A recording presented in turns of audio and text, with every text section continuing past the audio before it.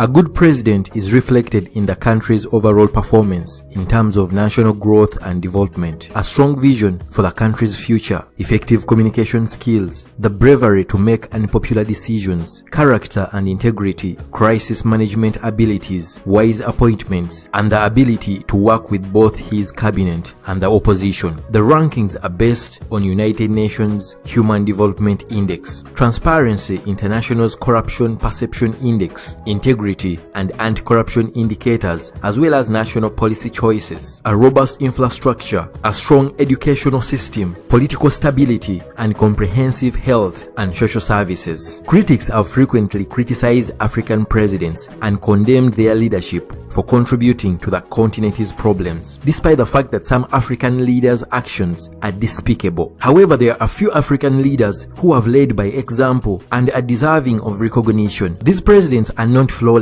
but they are ranked according to their policies and accomplishments in the areas of economic stability, education, and infrastructure development while in office. In this video, I present to you the top 5 best performing African presidents who are still in power in 2022. Please subscribe on our channel and click on that bell icon so that you can get a notification every time we upload a new video. At number 5, we have the president of Zambia, Hakainde Hichilema. He won the 2021 presidential election with over 59% of the vote after running in 5 prior elections. Hichilema was a notable opponent of Edgar Lungu, the president of Zambia, from 2015 to 2021 before his election. Hichilema was arrested and charged with treason on April 11, 2017, in what many saw as unlawful maneuver by Lungu to silence a political opponent. The arrest and charge were widely criticized, with protests taking place both in Zambia and overseas, calling for Hichilema's release and condemning Lungu's regime's increasing authoritarianism. On August 16, 2017, Hichilema was released from prison and the allegation of treason was dropped. President Hakainde Hichilema inherited a country in debt and on the verge of collapse. Hichilema completed his first 100 days in office on December 2nd, 2021. The first 100 days of a president's term are significant, but they do not guarantee that the rest of the term will be successful. However, a president's first 100 days offer an opportunity to lay out his or her legislative and economic program, as well as show how different or similar his or her presidency will be. Hichilema has been in power for less than a year. Many critics believed that his reform agenda would be impossible to carry out after inheriting an empty treasury. Instead, by adopting a zero-tolerance stance to corruption and a fresh set of reforms, he has made significant progress towards the development objective. Zambia now has a Human Development Index of 58 according to the World Population Review. Furthermore, according to the Global Peace Index, they are Africa's 5th safest country. In 2022, the Zambian Economic Outlook predicts a 2.0% growth after a 1.2% decrease in 2020. There has been a recent decrease in the rate of inflation. This is a sign that Hichilema is working extra hours. At number 4, we have the president of Ghana, Nana Addo Akufo. President Nana Addo Akufo has been in office since January 7, 2017 and was re-elected in 2020 for the second term that will finish on January 6, 2025. After conducting a poll,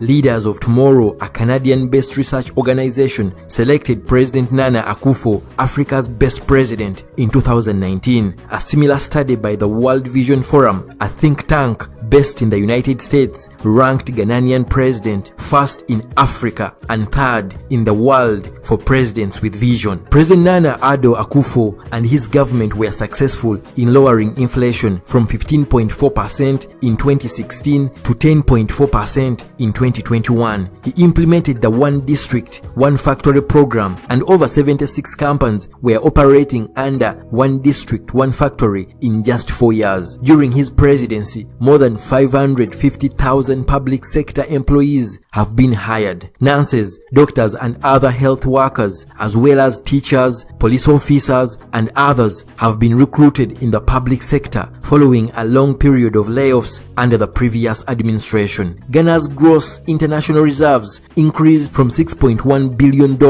in 2016 to $8.6 billion in 2020. Ghana's food output has increased thanks to the planting for food and Jobs Program, which resulted in a 71% rise in maize production and a 34% increase in paddy rice across the country. President Nana Addo also established a cocoa farmer pension system. This is the first scheme of its kind since the country's independence. He also established the Tree Crop Development Authority with a mandate of focusing on the development of tree crops and consequential benefits which can accrue to Ghana. The Nation Builders Corps was founded under his watch and has since employed over 100,000 graduates. At number 3, we have the president of Rwanda, Paul Kagame. Some praise President Paul Kagame as the pioneer for women's rights and environmentalism, while others condemn him for his iron grip on power. His critics accuse Kagame for being a tyrant who rules Rwanda with an iron fist, but he's a popular figure among young Africans. What they like about him is his ability to have things done. Look at the kind of country his political party, Rwanda People's Front, inherited in 1994 following a genocide, and compare Rwanda then against Rwanda now to get a fair assessment of his achievements today. Paul Kagame has accomplished a great deal for Rwanda during his presidency. Unity and reconciliation, safety and security, economic growth, and long-term development are all important factors. His government has established systems and institutions that do not rely on individuals to function effectively. His cabinet has ensured that Rwanda will thrive long after they are gone. This is an issue that many people are still unaware of. Rwanda's institutions were built from scratch, and it took several years to get them up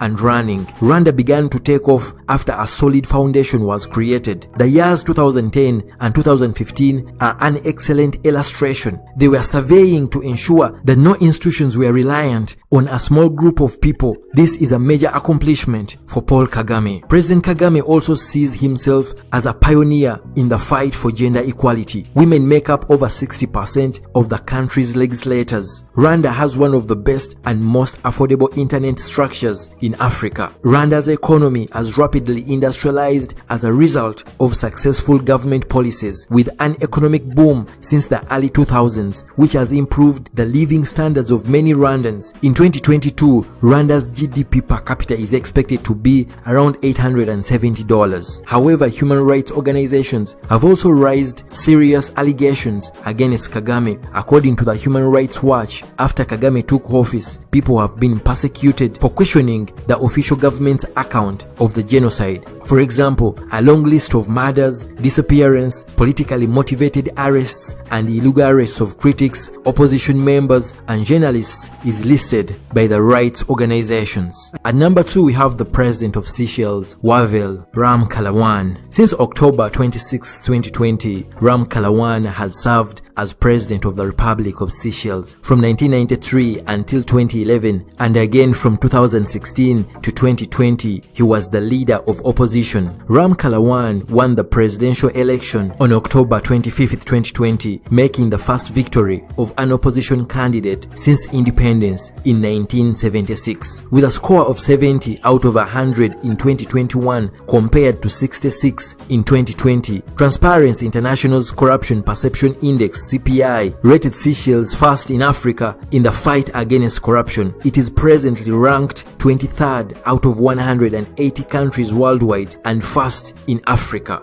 Additionally, with a Human Development Index of 0.796, Seychelles is Africa's second developed country, signifying that the country is doing well in areas of adult literacy, life expectancy to income inequality, and mobile phone subscriptions. President Wavel Ramkalawan's government has achieved a 14.30% annual GDP growth and a low unemployment rate. As Seychelles continues to develop, President Wavel Ramkalawan is cementing his name as one of Africa's best leaders today. At number 1, we have the president of Mauritius, Pruvi Rajasinghropin. President Pruvi Rajasinghropin is the country's 7th president since 2019. He first served as a Minister of Social Integration and Economic Empowerment from December 2014 until January 2017. With a major focus on eradicating severe poverty and empowering vulnerable communities, he developed a Marshall Plan against poverty with funding from United Nations Development Program (UNDP), and a plan giving subsistence allowance for farmers living in extreme poverty was was implemented. Mauritius is highly ranked for democracy and for economic and political freedom. The Human Development Index places Mauritius as the only African country in a very high category. The country is rated as a high-income economy by the World Bank under the leadership of President Privilege Zingropen. Mauritius is also regarded as having one of the most competitive and most developed economies in Africa. For students, senior citizens, and disabled,